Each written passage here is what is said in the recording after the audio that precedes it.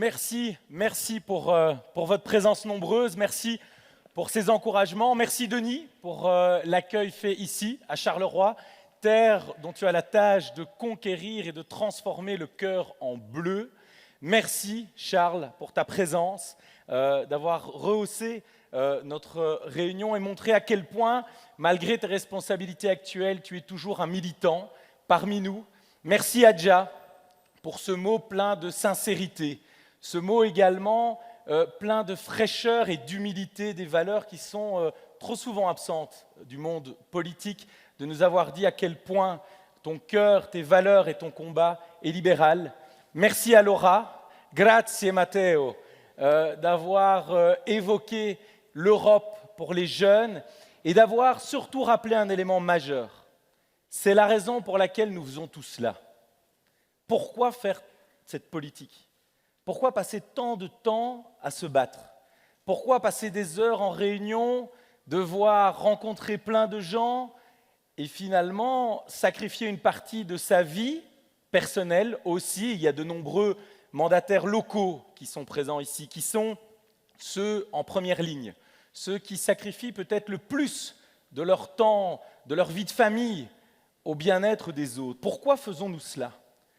On le fait à mon sens pour une seule raison, c'est travailler pour les générations futures. C'est parce que celles et ceux qui s'engagent en politique considèrent qu'au-delà d'eux-mêmes, il y a quelque chose de plus grand, il y a quelque chose de plus fondamental. Et ce qui est plus grand et plus fondamental, c'est de préparer le futur, c'est de travailler à l'avenir pour ne pas le subir, c'est surtout de donner le meilleur pour nos enfants.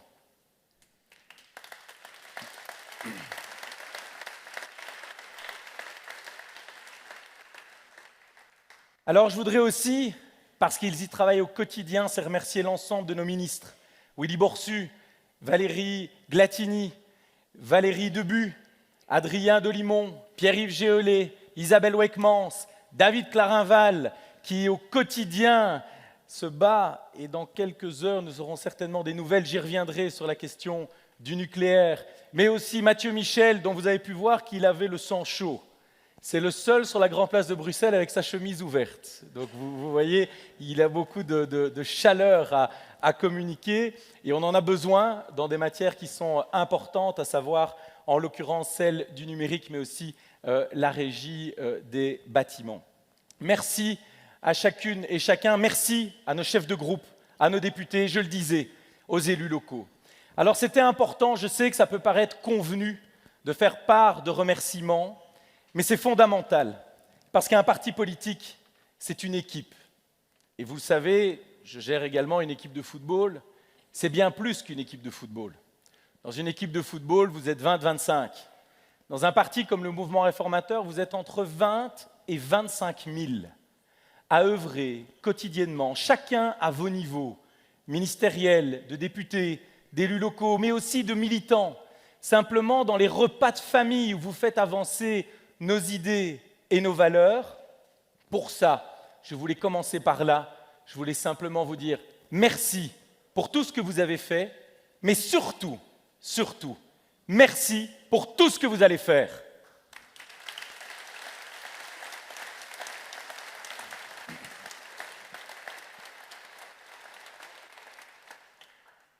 Alors, c'est une émotion particulière de se retrouver ici au Bois du Casier. Émotion particulière parce que je suis ennuyé, mais aussi parce que mon grand-père aussi était mineur. Les mineurs, ce sont ces personnes dignes qui ont laissé leur santé et souvent leur vie pour faire vivre leur famille, pour faire prospérer leur région. Aujourd'hui, je voudrais vraiment qu'on ait une pensée pour eux, qu'on ait une pensée pour ces femmes et ces hommes qui ont bâti et forgé la Wallonie, qui ont permis aujourd'hui que nous soyons une des terres, malgré toutes les difficultés qui s'offrent à nous, que nous soyons une des terres les plus prospères de la planète. Je voudrais vraiment qu'on ait une pensée pour eux et qu'on ait aussi quelques instants d'hommage pour les 262 mineurs qui ont perdu la vie en 1956 sur ce site, dont 136 d'entre eux étaient des Italiens. Cela montre à quel point, quand les peuples s'unissent, ils sont capables de grandes choses, ils sont capables surtout de cette valeur de solidarité et que, en dépit des frontières, notre caractère d'être humain nous rassemble et nous unit. Car la vie d'un ouvrier algérien sur ce site valait autant que la vie d'un Italien ou d'un ouvrier belge. Je voudrais qu'à ce titre-là, pour leur rendre hommage, on applaudisse leur mémoire, quelle qu'ait été leur nationalité ou leur origine.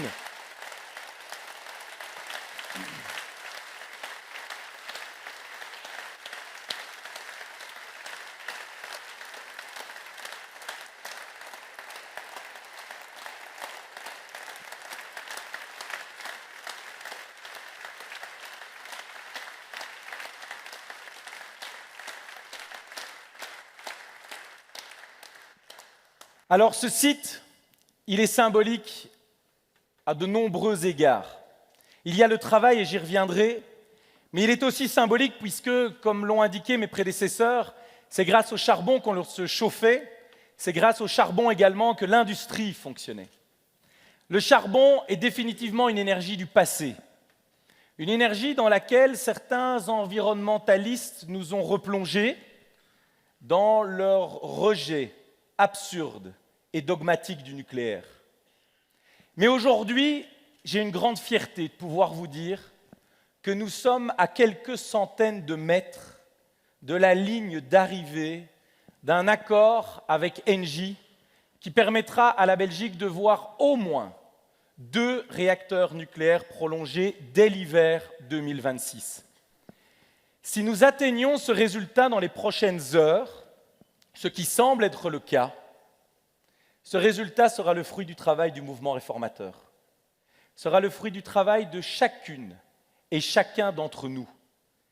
Au moment où on nous présentait comme un parti turbulent, déloyal, un parti qui est là simplement pour la discorde et se faire voir, nous étions là debout et courageux pour faire le bon choix pour notre pays, le choix d'une énergie du futur, le nucléaire, qui, couplé avec le renouvelable, nous permettra de garantir notre sécurité en énergie, une sécurité d'approvisionnement qui ne nous rend pas dépendants de pays comme la Russie ou le Qatar, une sécurité d'approvisionnement aussi qui permet d'avoir une énergie qui n'émet pas de CO2, une sécurité d'approvisionnement qui permet d'allier les 3 défis de l'enjeu climatique, celui de sauver notre planète tout en préservant nos libertés fondamentales et en maintenant notre niveau de vie.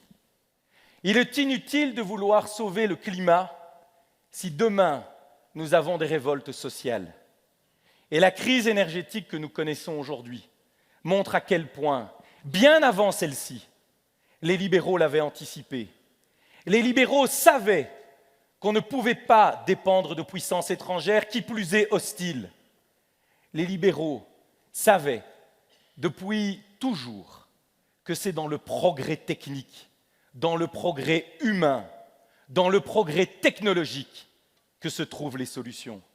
Alors, plus que jamais, l'accord qui pointe le bout de son nez dans les prochaines heures, cet accord, c'est le fruit de notre travail. Et pour ça, franchement, soyez fiers d'être des libéraux.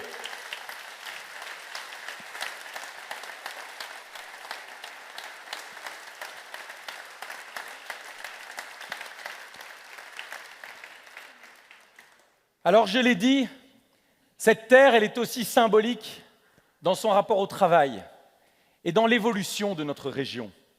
Autrefois terre extrêmement prospère, le Hainaut est devenu un des symboles du déclin de la Wallonie. Et oui, je sais que ces mots ne font pas plaisir. Je sais que c'est le genre de choses qu'on ne peut pas dire. Je devrais dire que la Wallonie se redresse. Oui, et nous y contribuons fortement. Nous avons fait plus de réformes sous le gouvernement de Willy Borsu en 18 mois que pendant plusieurs années sous d'autres ministres-présidences. Mais aujourd'hui, on ne doit pas se voiler la face. Ce redressement doit être amplifié, il doit être accéléré. Il y a urgence. Que dire de Bruxelles ? Bruxelles, une terre où le déficit va dépasser celui de la Wallonie, où le taux d'emploi met cette région comme dernière si elle était un pays de l'Union européenne. Nous avons à Bruxelles un taux d'emploi qui est aujourd'hui de 60%. Ça veut dire qu'il y a 4 personnes sur 10 en âge de travailler qui ne travaillent pas. Si Bruxelles était un pays, il serait le dernier de l'Union européenne, je le répète. Et pendant ce temps-là, que fait le gouvernement? Le gouvernement bruxellois octroie des parachutes dorés à des copains qui peuvent jouir d'une rémunération plantureuse à vie. Le gouvernement bruxellois essaye de planter du maïs le long des avenues. Le gouvernement bruxellois essaye de vous culpabiliser à ne pas prendre votre voiture pendant que les mêmes écologistes voulaient nous faire construire des centrales au gaz. Ce gouvernement bruxellois passe son temps à distribuer des subsides à des maisons de quartier, des associations et des grands frères, sans vouloir s'attaquer réellement au problème de l'insécurité qui règne dans la région. Et ce gouvernement bruxellois est aux abonnés absents sur le redressement économique, le redressement social, le redressement de l'emploi et surtout, la base de tous les combats, le redressement du niveau d'éducation. Alors plus que jamais, et je le dis devant nos amis bruxellois, Valérie Glatini, David Lester, Sophie Wilmès, l'ensemble de celles et ceux qui au quotidien se battent pour Bruxelles et qui peuvent compter aujourd'hui sur l'arrivée d'Adjel Habib, je leur dis, plus que jamais, Bruxelles a besoin des libéraux, plus que jamais, l'ensemble de notre formation politique est derrière vous. Bruxelles sera le combat capital de 2024.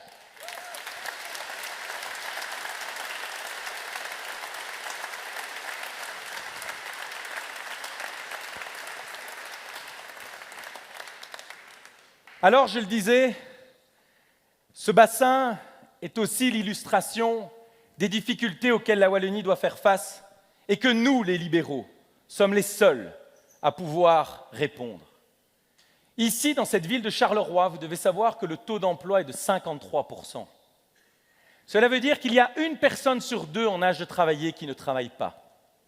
Dans un pays qui compte 140 000 emplois, 140 000 métiers en pénurie.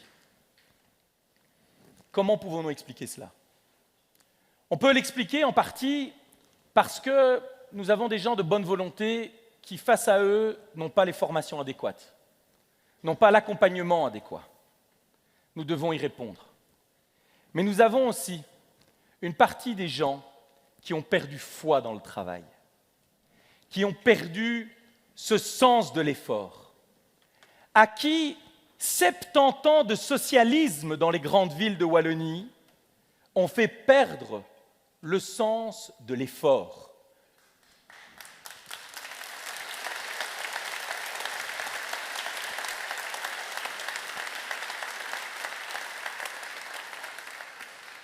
Mais aujourd'hui, chers amis, je veux vous dire une chose, c'est qu'ici, contrairement à ce que certains ont essayé de croire, nous ne sommes pas des usurpateurs. Nous avons totalement notre place au bois du casier, parce que le vrai parti du travail, c'est celui qui veut baisser l'impôt. C'est celui qui sait qu'il faut une différence entre les allocations sociales et les revenus du travail. C'est celui qui veut respecter les honnêtes gens, qui veut récompenser celles et ceux qui se lèvent le matin pour travailler pour eux, pour leur famille, pour la société. Le vrai parti du travail, ce n'est pas celui de l'argent gratuit. Le vrai parti du travail, ce n'est pas celui des allocations sociales. Le vrai parti du travail, c'est celui qui sait que la solidarité doit être parfaite, mais temporaire, parce qu'elle doit amener les individus à retourner vers le travail pour pouvoir prendre leur vie en main, pour à la fin de celle-ci se dire qu'ils en ont fait quelque chose. Le vrai parti des travailleuses et des travailleurs, c'est le mouvement réformateur.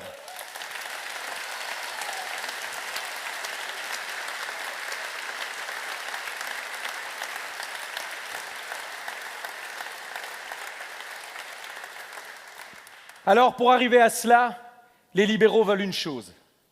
Ils veulent instaurer une société juste. La société juste sera notre fil conducteur. La société juste, c'est celle, je le disais, qui baisse les impôts et active les demandeurs d'emploi, pour pas que cette réforme fiscale soit financée par des travailleurs pour d'autres travailleurs.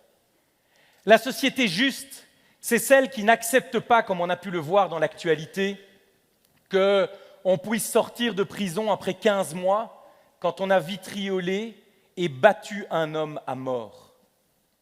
La société juste, c'est celle qui sait que tous les emplois ont de la valeur et qu'à aucun moment, votre revenu du travail doit être plus faible que celui des allocations. La société juste, c'est celle qui dit à chacun et chacune d'entre vous « merci ». Merci de contribuer à la solidarité. Merci de travailler et de créer de l'activité qui permette de financer l'impôt. Merci de faire en sorte que chaque matin, ce pays se lève et se mette en marche.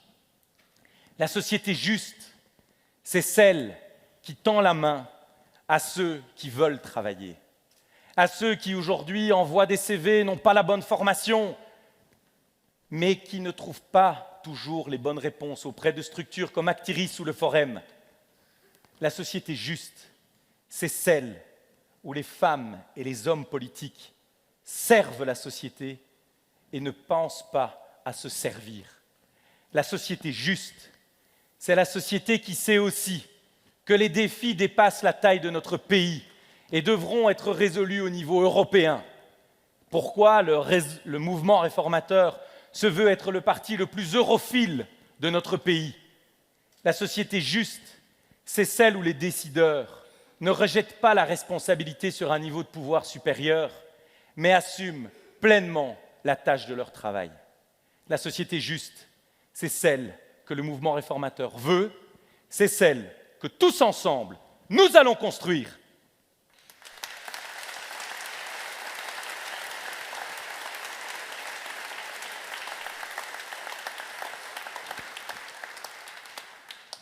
Alors avant de conclure, je voulais vous dire deux choses. La première, ce ne sera pas un scoop, c'est que 2023 précède 2024. Jusque-là, je pense que je ferai l'unanimité, je n'ai pas l'habitude, donc vous avouerez que j'en profite. Pourquoi je dis cela? Parce que 2023, c'est maintenant qu'on doit préparer l'avenir des francophones dans ce pays. Je l'ai dit tout à l'heure, Bruxelles et la Wallonie ont des défis immenses, à commencer par le défi budgétaire. Et je voudrais saluer en particulier Adrien Delimon, qui est le ministre énuyer, le régional de l'étape, le Carolo, parce qu'à Charleroi, vous devez savoir que même quand vous habitez à 15 km de Charleroi, vous êtes Carolo.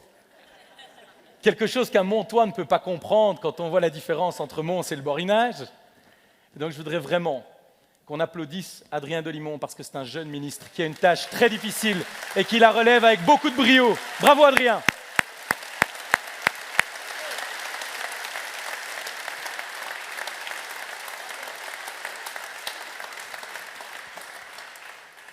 Adrien, avec Willy, avec Valérie, chaque jour, œuvre face à un bloc qui ne partage pas nos idées. Mais même s'il ne partage pas nos idées, aujourd'hui, il y a une réalité qui s'impose à tous. Notre situation budgétaire nous met dans une situation compliquée à l'approche des négociations de 2024. Et cette situation budgétaire, elle ne se réglera pas uniquement avec un travail au niveau du budget. Elle ne pourra se résoudre qu'avec des réformes structurelles en matière de marché de l'emploi, qui sera la première priorité que le MR mènera au niveau fédéral et au niveau des régions. Elle se réglera aussi avec une réforme de nos infrastructures, de nos structures politiques, de nos structures de décision. Aujourd'hui, il est minuit moins 5 pour la partie francophone du pays.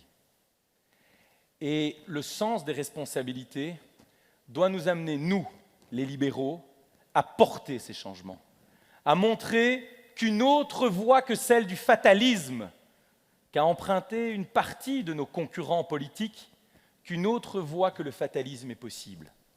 Ce redéploiement, devra commencer dans les grandes villes de Wallonie. Mons, Charleroi, Liège, Namur, La Louvière et bien d'autres. Devra se poursuivre sur l'ensemble des niveaux de pouvoir. Mais plus que jamais, je vous demande une pleine mobilisation. Parce que si nous voulons notre destin en main en 2024, nous devrons impérativement faire ces réformes. Et si elles n'interviennent pas avant 2024, nous n'aurons plus le choix au moment de la négociation que de devoir les imposer. On ne peut pas aimer la Belgique sans souhaiter un redressement vigoureux, décisif et fort de l'ensemble de nos régions. Je compte sur vous pour mener ce travail de redressement.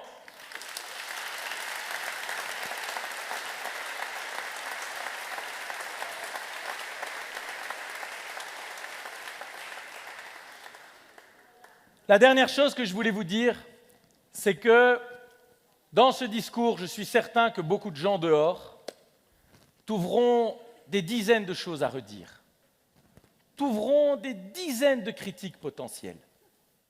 Et c'est vrai que ce serait plus simple aujourd'hui de vous tenir une fable selon laquelle tout va bien, dormez braves gens, une fable selon laquelle on résoudra le problème de la criminalité en donnant plus de subsides, en créant plus de maisons de quartier, en faisant un peu de bisounours. Ça aurait été plus simple de vous promettre de l'argent gratuit. Ça aurait été plus simple de vous dire que rien ne devra changer. Ça aurait été tellement plus simple de s'en prendre à aucun des privilèges qui aujourd'hui existent dans certains types de statuts particuliers ou dans certaines positions comme celle des syndicats ou des mutuelles. Ça serait tellement plus simple d'avoir un discours convenu, d'avoir un discours, certains appellent ça rassembleur, mais en fait c'est souvent, malheureusement, un discours qui ne dit rien. Ce n'est pas notre conception de la politique. Faire de la politique, ce n'est pas la course à la popularité, ce n'est pas la course au confort, ce n'est pas la course à la quiétude. Votre capacité à changer les choses dépendra du volume d'emmerdement que vous êtes capable d'assumer.